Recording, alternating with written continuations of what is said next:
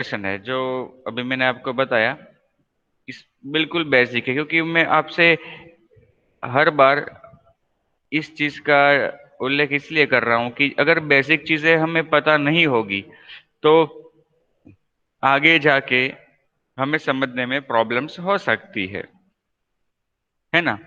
Servlet, उसके हमने jobs discuss किए थे। कितने जॉब्स थे उसके? 5, या फिर जॉब या टास्क जिसको हम कहते हैं, 5 टास्क ऑफ दी सर्वलेट। तो कौन मुझे बताएगा इसके 5 टास्क? बिल्कुल ही सिंपल और साधारण से है कि जो किसी भी वेब एप्लीकेशन को अप्लाई होते हैं। चलो, आप में से कौन मुझे बताएगा? देखो, इसमें जावा का ज्ञान होना जरूरी नहीं है ये 5 स्टेप्स या 5 टास्क बताने के लिए। ये तो मैंने कहा ना, साधारण से है, जो किसी भी वेब एप्लीकेशन को अप्लाई होते हैं। चलो, बताओ मुझे।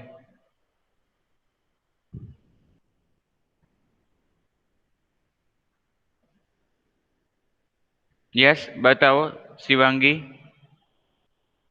आप कुछ कहना चाहते हो शिवांगी?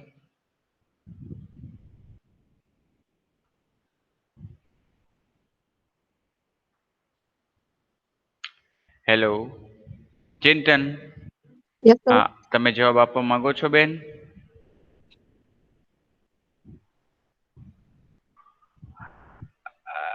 गेट मेथड होनी चाहिए, ये तो आपने एक्चुअली दिव्या बेन बताया है।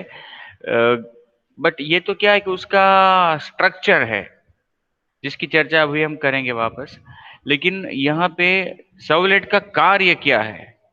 कार्य मतलब कि वो क्या करता है। सर्वलेट का जो प्रोग्राम है अपना, जो हम जावा में बनाते हैं, मतलब कि जावा का ही प्रोग्राम है, वो क्या करता है, उसके टास्क क्या है? सर सर J2E2 नहीं ना?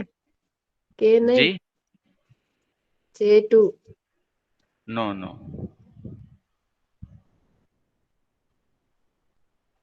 अच्छा, तो अभी कौन बताएगा मुझे? चिंतन। हाँ चिंतन, आपने कुछ कहा है चैट बॉक्स में, implicit data, explicit data, process. Yes. देखो, आप सब है ना, थोड़ा थोड़ा यहाँ पे कंसंट्रेशन से लेक्चर को अटेंड करो, क्योंकि देखो ये सिंपल सी बात है। अगर आप लोगों ने इसे याद नहीं रखा तो मैंने कहा ना, आगे जाके दिक्कत होगी। कोई भी वेब एप्लीकेशन हो फ्रेंड्स, अभी मैंने यहाँ पे आपको बताया भी सही कि कोई भी वेब एप्लीकेशन हो तो उसका यही टास्क रहता है कि वो रिक्वेस्ट, उसके अंदर रिक्वेस्ट आती है और वो रिस्पॉन्स भेजता है। और ये कोई एप्लीकेशन है कि जो कहाँ पे है? सर्वर पे। ये सर्वर है और वहां पे कोई एप्लीकेशन है। तो उसका कार्य क्या है कि उसको रिक्वेस्ट मिलेगी। रिक्वेस्ट मिलने के बाद उस रिक्वेस्ट, वो रिक्वेस्ट क्या है, किसके लिए है, उसे पहचान कर उसके ऊपर कुछ प्रोसेसिंग करेगी और फिर जो रिस्पॉन्स जनरेट होगा वो भेजेगी। लेकिन यहाँ पे किसको, वो ये सब कुछ किसको भेजेगी? तो यहाँ पे दूसरे छोर पे कौन होगा? क्लाइंट। यहाँ पे क्लाइंट का मशीन, यहाँ पे सर्वर। क्लाइंट का पीसी, जहाँ पे वो अपने ब्राउजर के थ्रू रिक्वेस्ट करेगा और उसको मिलेगा क्या? रिस्पॉन्स मिलेगा। तो वो रिस्पॉन्स कौन भेजेगा? सर्वर से कोई एप्लीकेशन होगी कि जो रिस्पॉन्स भेजेगा। जैसे कि आप समझ लो कि आप अपना कंप्यूटर का ब्राउजर ओपन करके आप लोग जैसे कि लिखते हो www.gtu.ac.in, आपने ऐसा लिख दिया अपने पीसी के ब्राउजर में और आपने फिर एंटर की प्रेस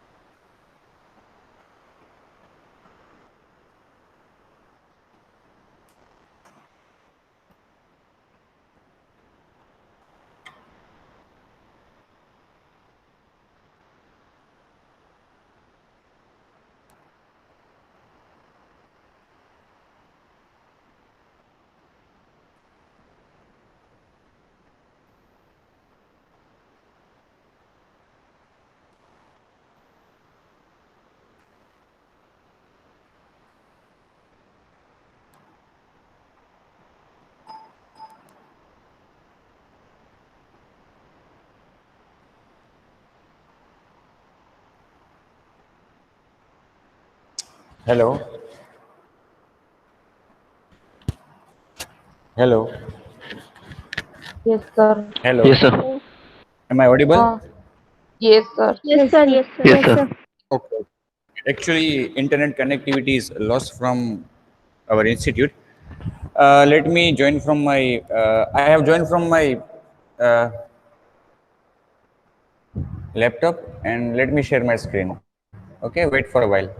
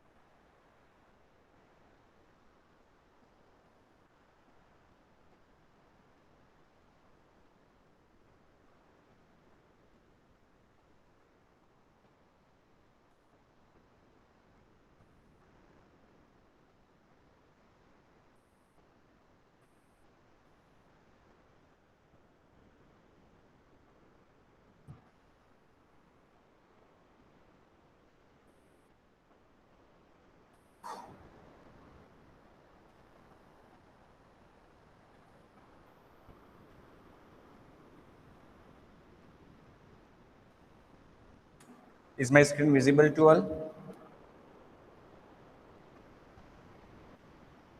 Yes, sir. ओके, तो हम बात कर रहे थे जॉब्स ऑफ ए सर्वलेट। तो चिंतन ने मुझे आंसर दिया उसका, और वही चीज़ मैं आपको बताना चाहूँगा कि what are the jobs of a servlet. Servlet के जॉब्स, तो देखो अभी मैंने जो डायग्राम, अभी थोड़ी देर पहले मैंने आपको डायग्राम छोटा सा ड्रॉ करके बताया कि क्लाइंट की रिक्वेस्ट आएगी और सर्वर पे एक एप्लीकेशन, मतलब कि अपनी सर्वलेट वो एप्लीकेशन है कि जो सर्वर पे रहेगी। क्लाइंट की रिक्वेस्ट आने पर, क्लाइंट की रिक्वेस्ट जब आएगी उस सर्वलेट के लिए, तो सर्वलेट उस रिक्वेस्ट को रिसीव करेगी, उसमें जो डेटा है उसको निकाल कर एक्सेस करेगी, फिर रिक्वेस्ट को पहचानेगी कि भाई रिक्वेस्ट एक्चुअली है क्या, किसके लिए, क्लाइंट ने क्या मांगा है, उस अनुसार रिस्पॉन्स या फिर रिजल्ट तैयार करेगी। उस तरह का कोड हमने लिखा होगा उसमें। और फिर जो रिजल्ट है, अगर उसके पास तैयार हो जाता है रिजल्ट उसके खुद के द्वारा, तो वो रिजल्ट तैयार करके क्लाइंट को रिस्पॉन्स भेजेगी। रिक्वेस्ट, प्रोसेसिंग एंड रिस्पॉन्स, ये तीन मुख्य कार्य सर्वलेट के। Request, process the request, create the result and send the response, ये सर्वलेट के मुख्य कार्य है किसी भी वेब एप्लीकेशन के। अब मैंने आपको बताया था कि जो रिक्वेस्ट आती है उसमें दो प्रकार के डेटा हो सकते हैं, तो वो दोनों ही तरह के डेटा को रीड करेगी। एक इम्प्लिसिट डेटा होता है कि जो ब्राउजर ने भेजा है, जैसे कि कुकी। दूसरा होता है एक्सप्लिसिट डेटा की जो क्लाइंट ने एंटर किया है। उसी तरह से जो रिस्पॉन्स भेजेंगे हम सर्वलेट से, उसमें भी दो तरह के डेटा हो सकते हैं। एक कि जो इम्प्लिसिट डेटा है ब्राउजर के लिए हम भेजना चाहते हैं, और दूसरा ऐसा डेटा, ऐसा रिस्पॉन्स कि जो हम डायरेक्ट क्लाइंट को डिस्प्ले करना चाहते हैं, जिसको हम एक्सप्लिसिट रिस्पॉन्स कहते हैं। तो ये देखा जाए तो 5 job of a servlet, jobs of a servlet में मैंने 5 जॉब्स आपको बताए थे। देखा जाए तो वो तीन ही चीज है, request, process the result, read request, process the result, send response, बस यही उसके कार्य है। अब प्रोसेस द रिजल्ट जो है, जो सर्वर पे होता है, सर्वलेट के अंदर, सर्वलेट के जरिए होता है। रिक्वेस्ट आती है क्लाइंट से, प्रोसेसिंग कहाँ पे होता है, सर्वर में, जहाँ पे अपनी सर्वलेट रन होती है। अब उस प्रोसेसिंग में बहुत सारा कोड एग्जीक्यूट हो सकता है, बहुत सी चीजें हो सकती है, जैसे कि डेटाबेस कनेक्टिविटी हो सकती है, डेटाबेस से क्वेरी की जा सकती है, डेटाबेस से रिजल्ट आएगा, वो सभी चीज को मैंने एक लाइन में बता दिया। जनरेट द रिजल्ट जो भी है, फिर उसको वापस क्लाइंट को भेजना है, ये उसके मुख्य कार्य। फिर ये टास्क है कैसे करती है सर्वलेट, तो उसके लिए तो हमें उसका स्ट्रक्चर देखना पड़ेगा सर्वलेट का, कि भाई है तो ये जावा का प्रोग्राम, तो क्या क्या हो सकता है उस प्रोग्राम के अंदर, और या फिर हम कैसे लिख सकते हैं जावा का कोड, और क्या होता है जावा का कोड ऐसे प्रोग्राम में कि जो सर्वर पे रन होता है, क्लाइंट की रिक्वेस्ट को रीड करता है और उसको रिस्पॉन्स भी भेजता है। कैसा होता है वो प्रोग्राम, हमने PHP में देखा है, .NET में देखा है, जावा में वो कैसा होता है। तो उसके लिए हमने ये डिस्कशन किया कि या स्ट्रक्चर ऑफ ए सर्वलेट, ये सिंपल सा प्रोग्राम भी मैंने बताया था, इसके पहले मैंने आपको स्ट्रक्चर बताया था कि उसमें क्या होता है। ओके, जनरली हम एक यहाँ पे आप देख सकते हो कि सर्वलेट बनाने के लिए हम शुरू में एक जावा का प्रोग्राम बनाएंगे, मतलब .java से सेव करेंगे। शुरू में कुछ इंपोर्ट स्टेटमेंट्स लिखेंगे कि जो कुछ हम कुछ फेमिलियर है और कुछ हमसे फेमिलियर नहीं है। जैसे कि आप यहाँ पे देखो तो सबसे पहला जो इंपोर्ट स्टेटमेंट है java.io, वो हम जानते हैं कि वो इनपुट आउटपुट के लिए पैकेज है। फिर बाकी के जो दो है पैकेजेस, वो हमारे लिए नहीं है, javax.servlet asterisk, javax.servlet.http.asterisk, ये दोनों ही पैकेज हमारे लिए नए हैं। बराबर, ये दोनों पैकेज में कुछ ऐसे क्लासेस आए हुए हैं कि जिसका हम इस्तेमाल करेंगे अपनी सर्वलेट के अंदर। तो ये 3 पैकेजेस आपको इंपोर्ट करने हैं अपनी सर्वलेट में। फिर सर्वलेट है वो जावा का एक प्रोग्राम है, जावा का एक क्लास है। सर्वलेट बनाने के लिए आपको एक पब्लिक क्लास डिफाइन करना पड़ता है, उसका नाम आप कुछ भी रख सकते हो जो वैलिड हो। जैसे कि यहाँ पे हेलो वर्ल्ड नाम लिखा है, public class hello world x tends HTTP servlet. अब ये आवश्यक चीज है, अगर आपको सर्वलेट बनानी है जावा में तो आपको एक क्लास डिफाइन करना है कि जो HTTP सर्वलेट क्लास का सब क्लास हो। HTTP सर्वलेट नाम का क्लास जावा में अवेलेबल है, उपलब्ध है, कि जो हमें एक मैकेनिज्म दिया गया है कि जिसके द्वारा हम अपनी सर्वलेट बना सकते हैं। और ये HTTP सर्वलेट क्लास जो है वो तीसरे पैकेज में अवेलेबल है, servlet.http के अंदर। फिर जैसे कि हम जानते हैं कि क्लास के अंदर क्या होता है, मेथड्स होती है। तो ये क्लास जो हम बनाएंगे इसके अंदर भी हमें कुछ मेथड्स लिखनी होगी, कम से कम हम एक मेथड हमेशा लिखेंगे उसके अंदर।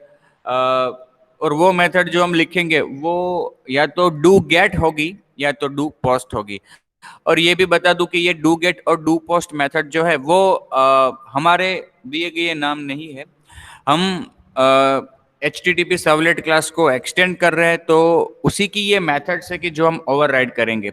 आप सब जावा के कॉन्सेप्ट्स पढ़ चुके हो इनहेरिटेंस के, सुपर क्लास में आई हुई मेथड को हम सब क्लास में दोबारा डिफाइन कर सकते हैं, और जब हम ऐसा करते हैं तो उसे क्या कहते हैं, मेथड ओवरराइडिंग। तो यहाँ पे हमें मेथड को ओवरराइड करना है, या तो डू गेट या तो डू पोस्ट। देखो ये दोनों ही मेथड के नाम से आपको पता चल जाएगा कि इनके कार्य क्या है। देखो जब क्लाइंट रिक्वेस्ट करता है ब्राउजर के जरिए सर्वर पे एप्लीकेशन है उसको, तो वो रिक्वेस्ट दो तरह की हो सकती, दो में से कोई एक तरह की हो सकती है, गेट या पोस्ट। और भी टाइप की हो सकती है, लेकिन अभी के लिए हम ये रखते हैं कि भाई आइदर इट में बी अ गेट रिक्वेस्ट और पोस्ट रिक्वेस्ट। अगर सर्वलेट के लिए जो रिक्वेस्ट आती है वो गेट टाइप की है तो डू गेट मेथड कॉल होगी, और अगर वो रिक्वेस्ट पोस्ट टाइप की है तो डू पोस्ट मेथड रन होगी। अब देखो एज ए डेवलपर आपको पता होगा कि आपकी सर्वलेट के लिए जो रिक्वेस्ट आएगी वो गेट टाइप की होगी या पोस्ट टाइप की, क्योंकि वो भी आपने ही लिखा होगा वहां पे फॉर्म में, जहां से रिक्वेस्ट आ रही है वो फॉर्म भी आपने ही बनाया होगा। तो आपको पता होगा कि आपने डू गेट मेथड रखी है या पोस्ट, जो भी हो। अगर गेट रखी है आपने तो यहाँ पे आपको डू गेट मेथड लिखनी है, पोस्ट रखी है तो डू पोस्ट रखनी, ओवरराइड करनी है, ठीक है। और डू गेट या डू पोस्ट दोनों में से कोई भी मेथड लिखो आप, उसमें 2 आर्ग्यूमेंट्स होगी। कितनी आर्ग्यूमेंट्स होगी? 2 आर्ग्यूमेंट्स। पहली आर्ग्यूमेंट होगी उसमें रिक्वेस्ट का रेफरेंस, मतलब जो रिक्वेस्ट आई है वो रिक्वेस्ट का सब कुछ डेटा जो कुछ भी है उस रिक्वेस्ट से रिलेटेड हमें वो एक ऑब्जेक्ट के अंदर मिलेगा, और वो object as a first argument यहाँ पे पास होगा अपने मेथड में, डू गेट या डू पोस्ट जो भी है। लेकिन वो ऑब्जेक्ट जो पास होगा वो कौन सी टाइप का होगा, HTTP सर्वलेट रिक्वेस्ट। ये भी एक इनबिल्ट जावा का इंटरफेस है, HTTP servlet request, inbuilt interface of Java की जो किसी भी रिक्वेस्ट को रिफर करता है। उसी तरह से हम जो भेजेंगे रिस्पॉन्स उसका भी रेफरेंस हमें यहाँ पे मिलता है as a second argument to do get और डू पोस्ट, और वो जो सेकंड आर्ग्यूमेंट है उसका टाइप क्या है, HTTP सर्वलेट रिस्पॉन्स। मतलब हम जो कुछ भी भेजेंगे वो इस दूसरे ऑब्जेक्ट के जरिए भेजेंगे, और आई हुई रिक्वेस्ट में क्या है ये सब कुछ हमें जानने के लिए पहली आर्ग्यूमेंट का उपयोग करना होगा। अब देखो डू गेट या डू पोस्ट जो भी मेथड है वो एक्सेप्शन थ्रो कर सकती है, IO एक्सेप्शन और सर्वलेट एक्सेप्शन। इसलिए या तो हमें ट्राई कैच इंप्लीमेंट करना होगा, या हम यहाँ पे डिक्लेयर कर सकते हैं throws, IO exception and servlet exception. फिर उसके अंदर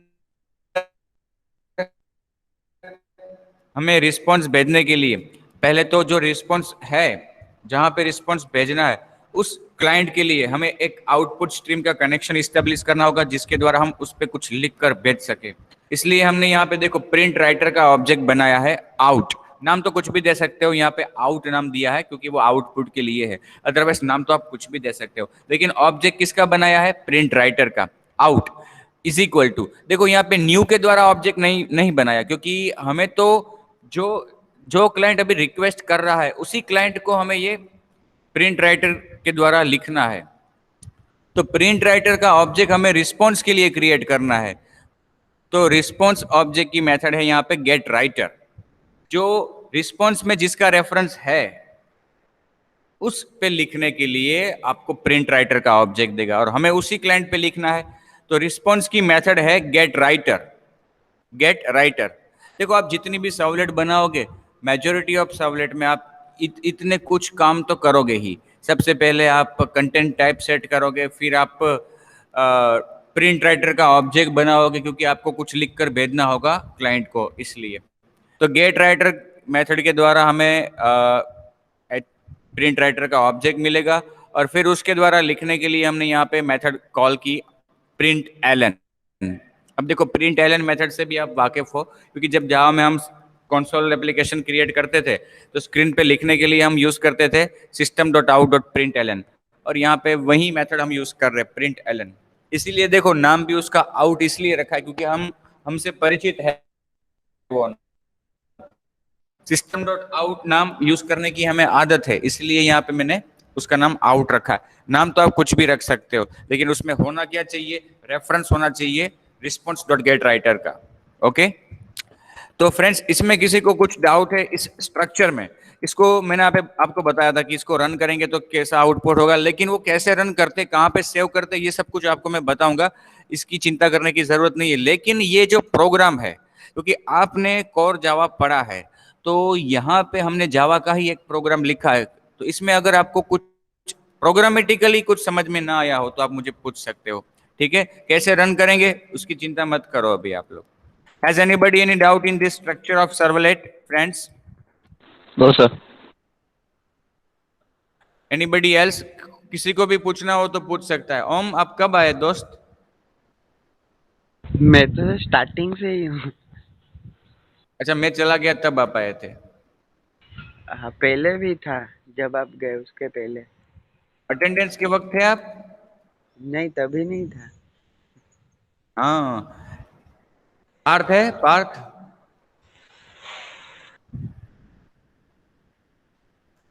और ये भाई अपने टाक आनंद।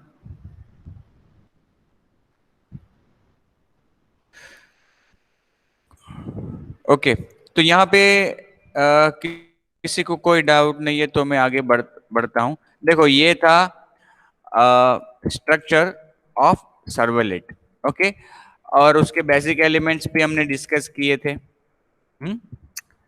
अब देखो उसको थोड़ा विस्तार पूर्वक डिस्कस करें, जो मैंने ऑलरेडी आपको बता दिया है, फिर भी यहाँ पे है। Typically, servlets extends HTTP servlet and it overrides doGet or doPost. Which method to override depends on the type of the method selected by us for request. Servlet मतलब एक क्लास है कि जो HTTP सर्वलेट को extend करता है और उसके अंदर हम doGet या doPost मेथड को ओवरराइड करेंगे depending on the type of the request. Moreover, if we want to perform the same action for both of above, we can simply call doPost from doGet or vice versa.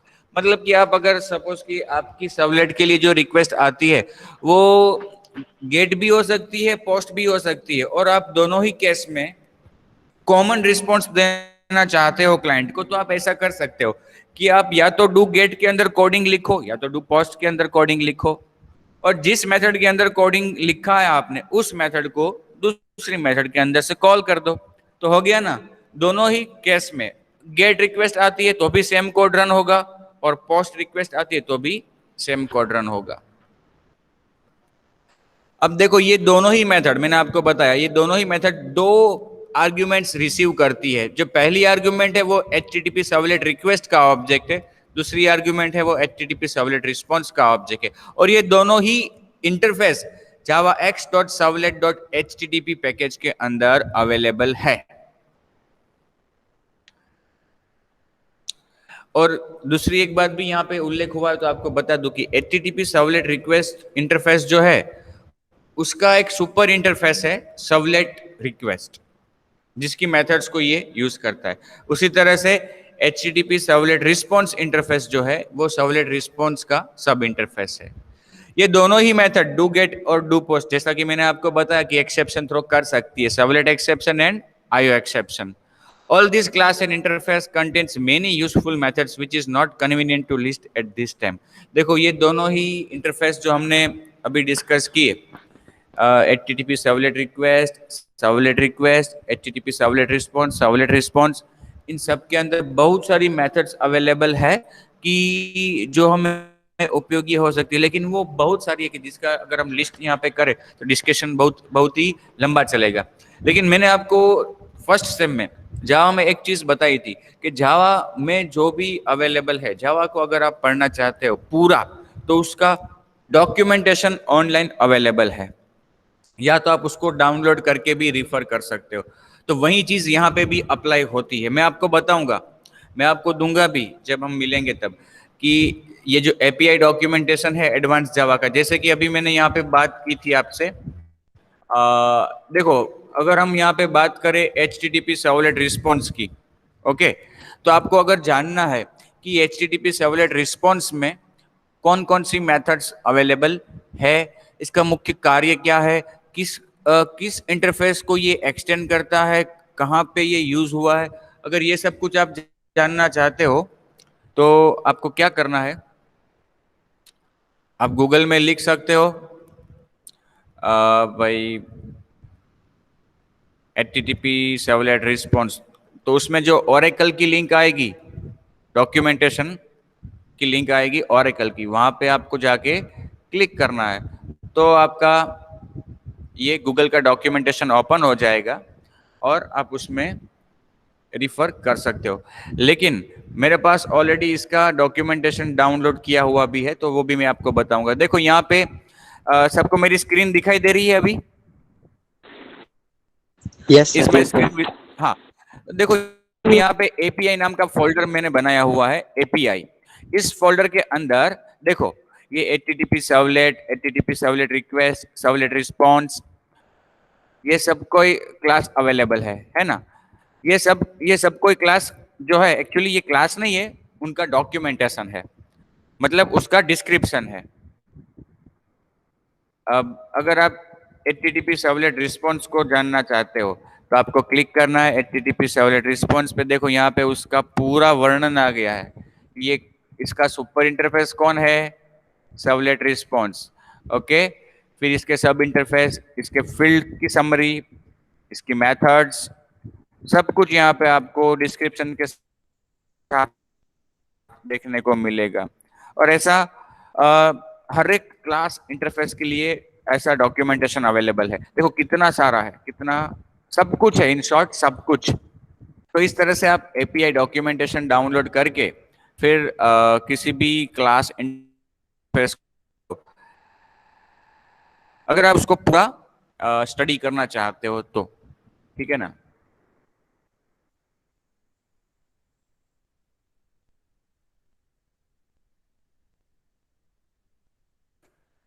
देखो ये तो structure का discussion था कि structure कैसा होता है servlet का। अब हम यहाँ पे इस चैप्टर में दो सर्वलेट का डिस्कशन, दो सर्वलेट के एग्जांपल लेंगे, दो सर्वलेट के। एक हम ऐसी सर्वलेट बनाएंगे कि जो क्लाइंट को simple message as a response send करती है। रिस्पॉन्स तो बहुत सारा अलग अलग प्रकार का सेंड हो सकता है, अलग अलग रिस्पॉन्सेज हो सकते हैं, लेकिन हम यहाँ पे इस चैप्टर में सर्वलेट के थ्रू दो तरह के रिस्पॉन्स क्लाइंट को भेजेंगे। एक एग्जांपल ऐसा लेंगे कि जिसमें हम केवल एक मैसेज सेंड करेंगे अपने क्लाइंट को, भाई गुड मॉर्निंग या हेलो वर्ड, जो अभी मैंने आपको बताया अभी और अगले सेशन में भी बताया था। और दूसरा एग्जांपल लेंगे कि जिसमें हम जो रिस्पॉन्स भेजेंगे क्लाइंट को वो सिंपल टेक्स्ट नहीं होगा, सिंपल टेक्स्ट नहीं, बट थोड़ा उसको फॉर्मेट करके, मतलब कि HTML का टेक्स्ट, क्योंकि आफ्टर ऑल हम जो भेज रहे हैं वो किसको भेज रहे हैं, ब्राउजर को भेज रहे हैं, और ब्राउजर तो HTML को भली भांति जानता है। तो अगर आप अच्छा फॉर्मेटिंग जानते हो और करना चाहते हो तो यहाँ से जावा में से भी आप HTML का रिस्पॉन्स, HTML टाइप का रिस्पॉन्स बना के क्लाइंट को भेज सकते हो। भले ही वो HTML अलग चीज है, जावा अलग चीज है, लेकिन यहाँ पे सर्वलेट में से भी कि जो जावा का प्रोग्राम है वहां से आप HTML का एक पूरा डॉक्यूमेंट बना के या फिर आप HTML का पूरा एक फॉर्मेटिंग करके डेटा क्लाइंट को भेज सकते हो। और जब वो क्लाइंट को मिलेगा एक्चुअली तो वो ब्राउजर को मिलेगा और ब्राउजर उसको इंटरप्रेट करके डायरेक्ट उसका आउटपुट प्रेजेंट करेगा क्लाइंट को। तो देखो ये सबसे पहला जो एग्जांपल है सर्वलेट जनरेटिंग प्लेन टेक्स्ट, तो थोड़ी देर पहले ही मैंने आपको ये प्रोग्राम तो बताया। देखो यहाँ पे हम जो क्लाइंट को भेज रहे हैं रिस्पॉन्स हेलो वर्ड, वो सिंपल सा एक टेक्स्ट है और कुछ नहीं, सिंपल टेक्स्ट।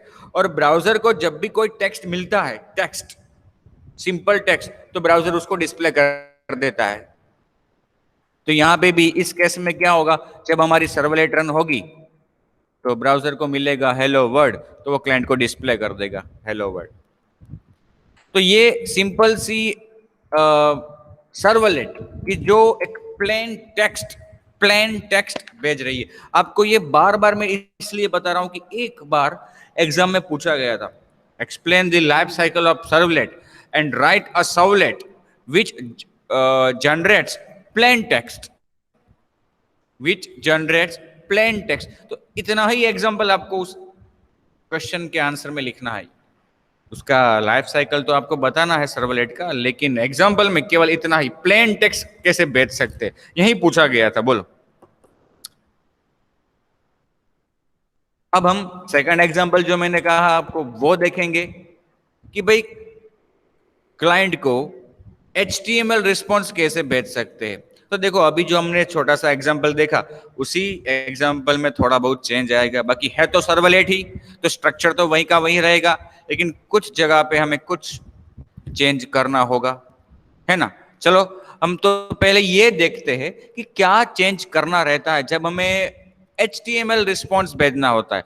एक बार एग्जाम में ये भी पूछा गया था, right a servlet that sends HTML response to the client.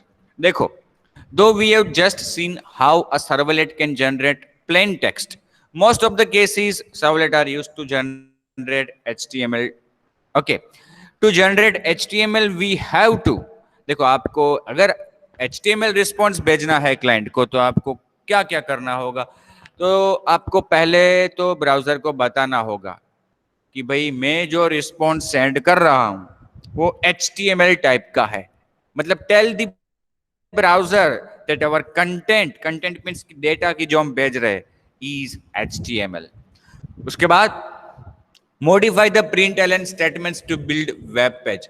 अब जो अगले एग्जांपल में हमने यहाँ पे out.println लिखा है जिसमें हमने हेलो वर्ड लिखा है, सीधा साफ हेलो वर्ड, उसमें थोड़ा आपको HTML ऐड करना होगा, है ना।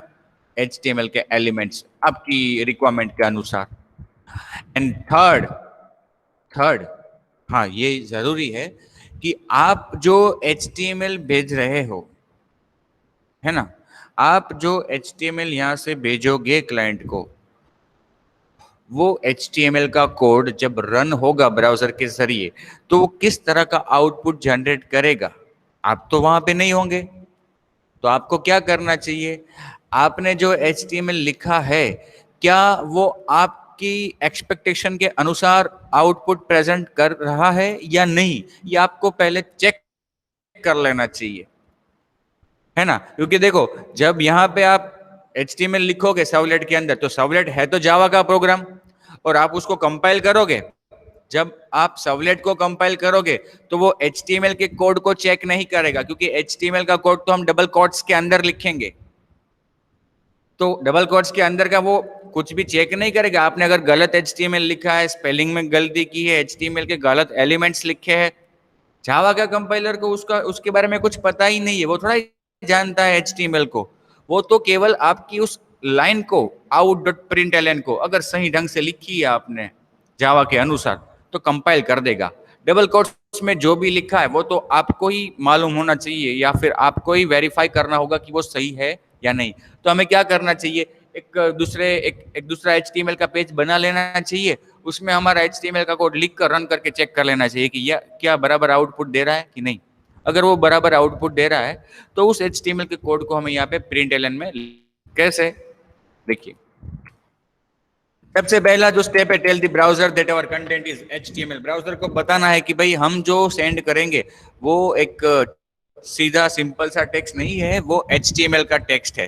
कैसे बताएंगे, बताने के लिए फ्रेंड्स हमारे पास एक मेथड है सेट कंटेंट टाइप, और ये मेथड बिलोंग करती है HTTP सर्वलेट रिस्पॉन्स को। HTTP सर्वलेट रिस्पॉन्स की मेथड है सेट कंटेंट टाइप, और इस मेथड के नाम में एस स्मॉल है सेट का, C कैपिटल और TB कैपिटल, और इसमें जो आर्ग्यूमेंट पास करेंगे हम वो होगी एक स्ट्रिंग आर्ग्यूमेंट, और वो क्या होगा, mime type of your response. Mime type मतलब हमने फर्स्ट सेम में भी PHP में भी पढ़ा था, मल्टीपल इंटेंशन मल्टी एक्सटेंशन, क्या था उसका, मल्टीपल इंटरनेट मेल एक्सटेंशन, ऐसा ही कुछ। चिंतन आप थे ना,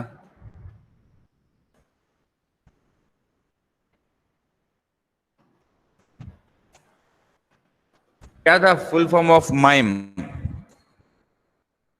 3-4 लोग ही थे उस दिन। मल्टीपर्पज इंटरनेट मेल एक्सटेंशन, मैंने आपको बताया था उस दिन PHP के लेक्चर के दौरान कि माइम क्या है और कौन कौन से माइम टाइप्स अवेलेबल है, और हर एक माइम टाइप का एक पर्टिकुलर कोड होता है कि जो हमें लिखना होता है। माइम टाइप मतलब कि जो रिस्पॉन्स आप भेज रहे हो उसका प्रकार, अगर हम HTML भेज रहे हैं तो उसका प्रकार HTML, अगर हम वर्ड की फाइल भेज रहे हैं तो उसका प्रकार क्या है, MS वर्ड है, अगर हम एक्सेल की फाइल एज अ रिस्पॉन्स भेज रहे हैं तो MS एक्सेल है, हम फोटो भेज रहे हैं तो JPG PNG GIF ऐसा कुछ है। हम क्लाइंट को कुछ भी भेज सकते हैं कहने का मतलब, लेकिन जो भी आप भेजते क्या करना है, इसलिए हमें माइम टाइप सेट करना चाहिए जिससे ब्राउजर को पता चले कि हम जो भेज रहे हैं रिस्पॉन्स वो ऐसे प्रकार का है ना। मल्टीपर्पज इंटरनेट मेल एक्सटेंशंस, तो यहाँ पे आपको एज ए आर्ग्यूमेंट जो पास करना है वो प्री डिफाइंड माइम टाइप है। तो देखो यहाँ पे माइम टाइप भी लिस्ट, आपको छोटा सा एक लिस्ट बता दूं।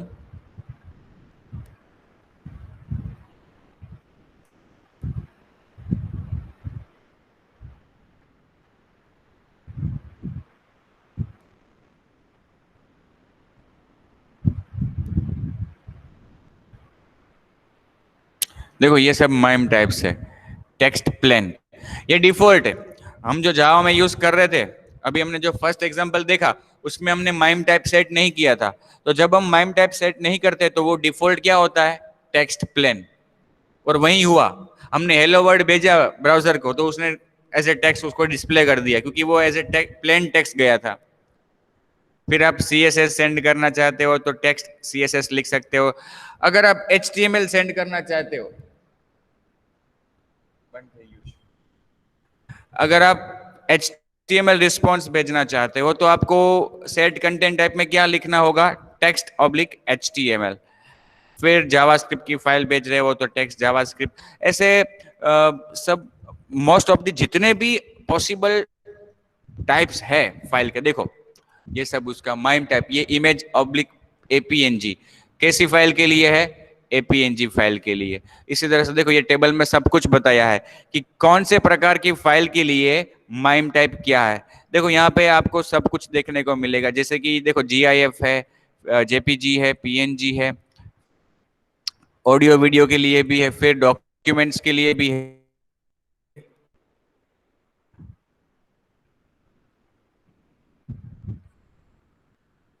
ओके, तो ये सभी प्री डिफाइन माइम टाइप्स है कि जो हमें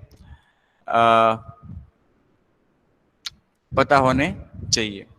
मैंने आपको तब अपने PHP के लेक्चर के दौरान भी बताया था इसका list, Microsoft Word, Excel, PowerPoint, PDF सबके लिए माइम टाइप है।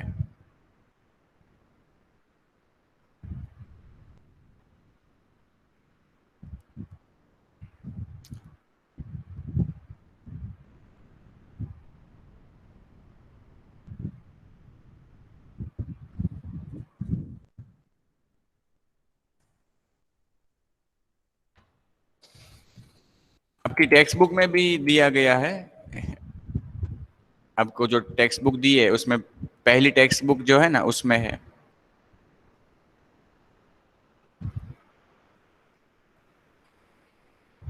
देखो यहाँ पे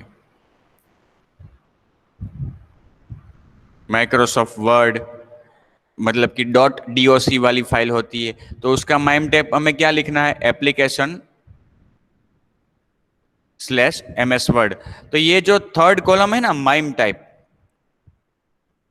वो आपको लिखना है इस मेथड के अंदर। कौन सी मेथड, सेट कंटेंट टाइप। यहाँ पे जो स्ट्रिंग आर्ग्यूमेंट है ना वहां पे डबल कोट्स में आपको वो माइम टाइप लिखना है, लेकिन ऐसे ही नहीं लिख देना है माइम टाइप। अगर आप सपोज की वर्ड की फाइल, MS वर्ड की फाइल क्लाइंट को भेज रहे हो तो आपको यहाँ पे लिखना है application/MS word, जिससे ब्राउजर को पता चले। सेट कंटेंट टाइप जब हम करेंगे ना, सेट कंटेंट टाइप मेथड हम जब कॉल करेंगे ना, तो क्या होगा कि एक हेडर ऐड होगा आपके रिस्पॉन्स में। कौन सा हेडर, कंटेंट टाइप। बहुत से हेडर्स प्रीडिफाइंड अवेलेबल है, ऐसा ही एक हेडर है कंटेंट टाइप। उसमें क्या होता है, उसमें ब्राउजर के लिए इंफॉर्मेशन होती है कि जो रिस्पॉन्स आने वाला है वो कौन से प्रकार का है। ये पता चलेगा किसको, ब्राउजर को। लेकिन अगर हम ये नहीं भेजते तो डिफॉल्ट टेक्स्ट प्लेन, और अगर आप फिर वर्ड की फाइल भेजोगे तो ब्राउजर को पता ही नहीं चलेगा कि ये क्या आया, क्या करना है। लेकिन आप जब सही ढंग से इसको सेट करते हो तो ये एक इम्प्लिसिट रिस्पॉन्स है। ये हेडर जो है ना वो इम्प्लिसिट रिस्पॉन्स है कि जो हमारे रिस्पॉन्स के साथ जाता है और किसको मिलता है, ब्राउजर को मिलता है। और ये इंफॉर्मेशन ब्राउजर एक्सट्रैक्ट करके, रीड करके आगे कार्यवाही करता है। क्लाइंट को पता नहीं होता इसके बारे में, किस कंटेंट टाइप क्या है, व्हाटएवर, है ना। तो पहला कार्य जो आपको करना है रिस्पॉन्स भेजते वक्त, वो क्या करना है, कंटेंट टाइप सेट करना है। देखो यहाँ पे बताया है कि response dot set content type text/html, हम HTML भेजना चाहते हैं इसलिए। और अगर आप ये set content type method use करना नहीं चाहते हो तो दूसरा आपके पास विकल्प है set header method. Set header, मैंने बताया ना कि ये हेडर ही है, लेकिन कोई भी हेडर आप सेट करना चाहते हो ना तो आप ये सेट हेडर मेथड यूज कर सकते हो। लेकिन कुछ हेडर्स इतने कॉमन है, मैंने बताया था आपको, कि उसके लिए सेपरेट मेथड बना के दी गई है। तो ऐसा ही एक हेडर है कंटेंट टाइप, तो यहाँ पे सेट कंटेंट टाइप मेथड हमें सेपरेटली स्पेशली बना के दी गई है। अदरवाइज सेट हेडर मेथड के द्वारा भी कर सकते हो, लेकिन सेट हेडर मेथड के द्वारा जब आप कंटेंट टाइप सेट करोगे तो उसमें दो आर्ग्यूमेंट पास करनी होगी। पहली आर्ग्यूमेंट हेडर का नाम मतलब कि कंटेंट टाइप, और दूसरी आर्ग्यूमेंट उसकी वैल्यू। अब तो सेकंड चीज आपको करनी है वो क्या है कि आपने जो प्रिंट एलन स्टेटमेंट लिखा था पहले एग्जांपल में प्लेन टेक्स्ट में, यहाँ पे आपको उसके अंदर HTML लिखना होगा। जैसे कि देखो यहाँ पे बताया है प्रिंट एलन के अंदर डबल कोट्स में लिखा है HTML हेड। देखो डबल कोट्स के बाहर लिखोगे तो जावा कंपाइल नहीं करेगा, क्योंकि जावा उसको नहीं जानता टैग्स को। ये टैग को जावा नहीं जानता, जावा का कंपाइलर, वो तो मना कर देगा, कंपाइलेशन टाइम पे एरर देगा। इसलिए डबल कोट्स में लिखना है, क्योंकि डायरेक्टली इसको हमें इसी टेक्स्ट को हमें भेजना है ब्राउजर को, और ब्राउजर इसको प्राप्त करके इंटरप्रेट करके आउटपुट देने वाला है। और तीसरा मैंने आपको बताया कि आपको जो HTML लिखा है वो चेक करना चाहिए आपको। तो क्या करना है कि जो भी HTML का कोड आप रन करवाना, मतलब कि ब्राउजर को भेजना चाहते हो क्लाइंट के लिए, उसको पहले आपको एक अलग फाइल में लिखकर टेस्ट कर लेना चाहिए कि वो क्या आउटपुट सही दे रहा है या नहीं। अब देखो छोटा सा प्रोग्राम जहां पे हम HTML रिस्पॉन्स क्लाइंट को सेंड कर रहे सी।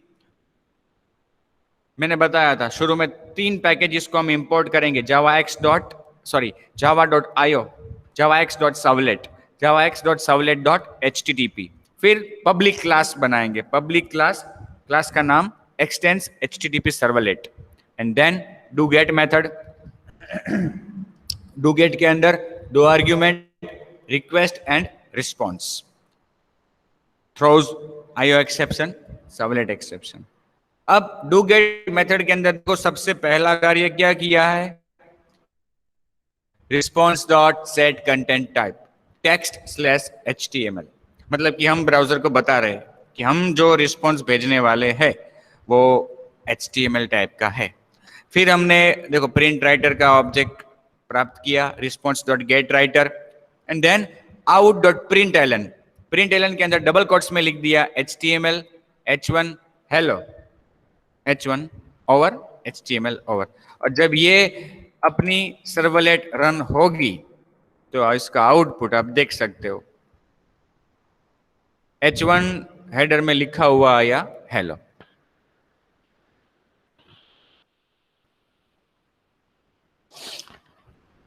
आया समझ में दोस्तों?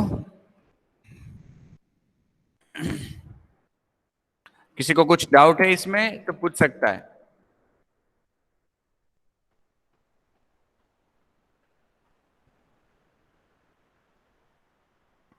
Has anybody any doubt? No, sir.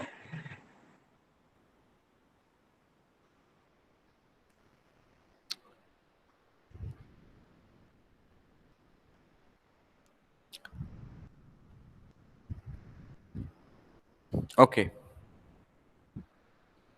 Servlet packaging. Our next topic is servlet packaging. See, packaging का मतलब क्या होता है? देखो हम जावा पढ़ रहे हैं, actually we are still learning Java. No doubt हमने फर्स्ट सेम में जावा पढ़ा था, वो कोर जावा था। अब उसके आगे हम एडवांस जावा पढ़ रहे हैं, तो ये शब्द हमारे लिए कुछ नया तो नहीं है। We know that this word is package. So who will tell what is package?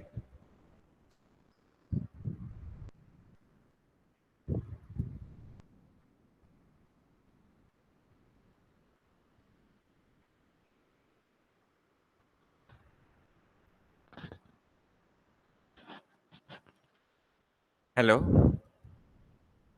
What is package, friends?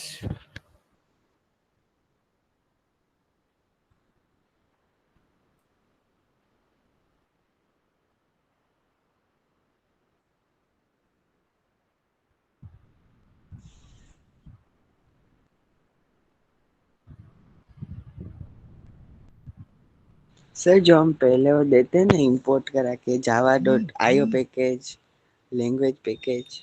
हाँ, आईओ पैकेज होता है। हमने अभी 2-3 पैकेज देखे भी सही। यूटिल पैकेज होता है, वो सभी जावा के बिल्ट इन पैकेज होते हैं, है ना। बट हम अगर डेफिनेशन देना चाहे, what is the definition of a package in Java, you still have to appear in the examination. Okay, so don't forget, आपको अभी भी सेम 1 की एग्जाम देनी बाकी है। Sir, the group of classes, interface, and sub-packages are package. Yeah, that is the correct answer. Package is a collection of classes and interfaces. और यहाँ पे एक शब्द हम ऐड कर सकते हैं, related classes and interface. Related, है ना, क्योंकि हम जब एक पैकेज बनाते हैं तो एक्चुअली जो एक कार्य से जुड़े हुए या समान प्रकार के कार्य के लिए जितने भी क्लासेस है उनको हम उस पैकेज के अंदर रखते हैं। तो पैकेजिंग सर्वलेट में क्या एक्चुअली कि आप जब रियल लाइफ एप्लीकेशन बनाते हो तो आपको क्या करना चाहिए, आपकी एप्लीकेशन की जितनी सर्वलेट है, देखो अभी जो एग्जांपल यहाँ पे मैंने आपको 2 बताए उसमें कहीं पे पैकेज नहीं बनाया, हमने इंपोर्ट किया था पैकेज, लेकिन हमने कोई पैकेज नहीं बनाया। लेकिन जब रियल लाइफ में हम एप्लीकेशन बनाते हैं तो हमें पैकेज बनाना चाहिए और हमारी सभी सर्वलेट्स को पैकेज के अंदर रखना चाहिए। जब ऐसा करते हैं तो इसको कहते हैं packaging.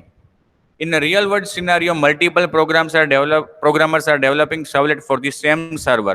So placing all the directories in same results in hard to manage collection of classes. और देखो जब आप जब रियल सर्वलेट को, रियल एप्लीकेशन को आप जब किसी रियल सर्वर पे रखोगे तो उस सर्वर पे तो बहुत सारे डेवलपर्स की बहुत सारी एप्लीकेशंस होगी। तो बेहतर है कि आप अपनी जो सर्वलेट्स है उसको एक पैकेज बना के, फोल्डर बना के उसके अंदर सेव करके रखो, तो वो दूसरे डेवलपर्स की सर्वलेट से डिफरेंट हो जाएगी। Also 2 or more developers may select the same name for their class. हो सकता है ना भाई कि कोई और डेवलपर भी ऐसा ही नाम रखे अपनी सर्वलेट का जैसा हमने रखा है, नेम कॉन्फ्लिक्ट हो सकता है वहां पे। So the best solution to this is packaging. हमें क्या करना चाहिए, पैकेजिंग करना चाहिए। Today's web applications divide the things into different directories. देखो हमने ये फर्स्ट सेम में भी शायद कहीं पे पढ़ा था कि जब हम वेबसाइट बनाते हैं, वेब एप्लीकेशन बनाते हैं, तो उसमें हमें एक अच्छा सा डायरेक्टरी स्ट्रक्चर बनाना चाहिए और अपनी सभी फाइल्स को डायरेक्टरीज में रखना चाहिए अलग अलग। जैसे कि भाई इमेजेस है तो उसको अलग डायरेक्टरी बना के रखेंगे, HTML फाइल्स है तो उसको अलग फोल्डर बना के रखेंगे, PHP फाइल्स है तो उसको अलग फोल्डर बना के रखेंगे। तो इस तरह का हमें पूरा स्ट्रक्चर बनाना चाहिए और फिर अपनी पूरी जितनी भी फाइल्स है उनको ऑर्गेनाइज करना चाहिए इन फोल्डर्स के अंदर। This directory structure can be implemented as packages in Java. और जावा में अगर आप ऐसे फोल्डर्स बनाना चाहते हो तो हम उसको क्या कहेंगे, हम पैकेज बनाएंगे। Using packages also resolve the name conflict problem while packaging. अब देखो पैकेजिंग अगर आप करते हो, अगर आपको पैकेजिंग करना है तो क्या करना है, we should place the files in a subdirectory that matches the intended package name. तो आपको एक फोल्डर बनाना है, उस फोल्डर का नाम क्या होना चाहिए, जो पैकेज का नाम रखना चाहते हो आप वही नाम उस फोल्डर का होना चाहिए। और अपनी सभी फाइल्स मतलब कि सभी सर्वलेट्स को .java फाइल को उस फोल्डर के अंदर रखना है। Second, insert a package statement in the class file. अब जब आप इस तरह से पैकेज बनाना चाहते हो, आपने इस सभी फाइल्स को एक फोल्डर के अंदर रखा और उस फोल्डर का नाम, आपके पैकेज का नाम जो रखना चाहते हो वही है। फिर आपको अपनी सभी जावा फाइल में मतलब कि सर्वलेट में एक स्टेटमेंट शुरू में ऐड करना है और वो क्या होना चाहिए, पैकेज स्टेटमेंट। क्या होना चाहिए, पैकेज।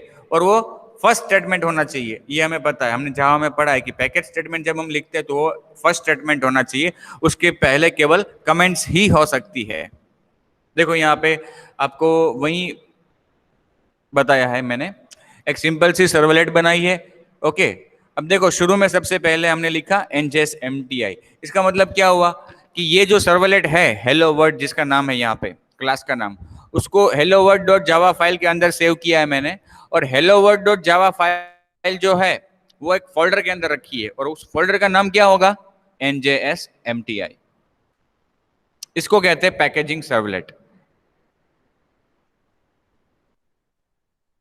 ओके फ्रेंड्स, तो आज का डिस्कशन हम यहीं तक रखते हैं। इसके बाद जो टॉपिक है वो बहुत ही इंपॉर्टेंट टॉपिक है और मैंने बताया था आपको कि वो काफी बार एग्जाम में पूछा जाता है, लाइफ साइकिल ऑफ सर्वलेट। मतलब जब हम सर्वलेट को, किसी भी सर्वलेट को सर्वर पे रखते हैं तब उसका मतलब कि उसका ऑब्जेक्ट कब बनता है और कब डिस्ट्रॉय होता है। देखो जावा का प्रोग्राम है और मतलब ये जावा का क्लास है तो उसका ऑब्जेक्ट बनना चाहिए रन होने के लिए, और कभी ना कभी कहीं पे वो डिस्ट्रॉय भी हो सकता है।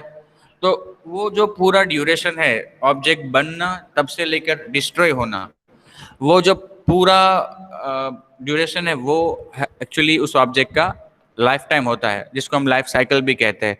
उसी तरह से अपनी सर्वलेट भी ऐसी है कि एक बार सर्वर पे जाके उसका ऑब्जेक्ट बनेगा, फिर काफ़ी सारे क्लाइंट्स की रिक्वेस्ट आएगी जिसको ये सर्व करेगी सर्वलेट, अपनी सर्वलेट का ऑब्जेक्ट, और कहीं पे वो डिस्ट्रॉय भी होगा। तो वो ये पूरा जो ड्यूरेशन है, ऐसा भी हो सकता है कि सालों लग सकते हैं उसको डिस्ट्रॉय होने में। एक बार ऑब्जेक्ट बनने के बाद कंटिन्यूअसली, क्योंकि सर्वर तो 24 आवर्स चालू ही रहता है, तो ये ऑब्जेक्ट कुछ सालों बाद डिस्ट्रॉय हो, ऐसा भी हो सकता है। तो सर्वलेट की लाइफ साइकिल में क्या होता है, कौन कौन सी मेथड्स है और वो कब कॉल होती है, ये हम चर्चा करेंगे अपने नेक्स्ट लेक्चर में। ओके, तो आज के लेक्चर को हम यहीं पे समाप्त करेंगे। अगर किसी को कोई डाउट है तो मुझे पूछ सकता है। No, sir, no doubt. देखो, मैंने शुरू में भी आपको बताया था कि बहुत ही सिंपल सा मैकेनिज्म है और सिंपल टॉपिक्स है, सिंपल थ्योरी है। पढ़ोगे तो इजीली आप लर्न कर सकते हो आपको, है ना। और ये पीडीएफ भी मैंने आप सबसे शेयर की है। चिंतन, आप कुछ पूछना चाहते हो?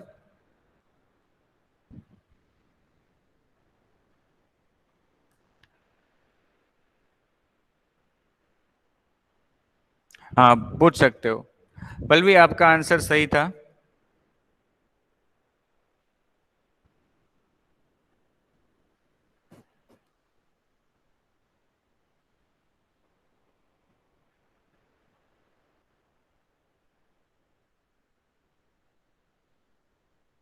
देखो, जावा क्यों यूज करे, अब देखो पीएचपी में डायरेक्ट इक्वल लिख के आप भेज देते हो, लेकिन जावा जावा क्यों यूज करे, तो अब देखो जावा तो फर्स्ट से में ही मैंने आपको बताया था।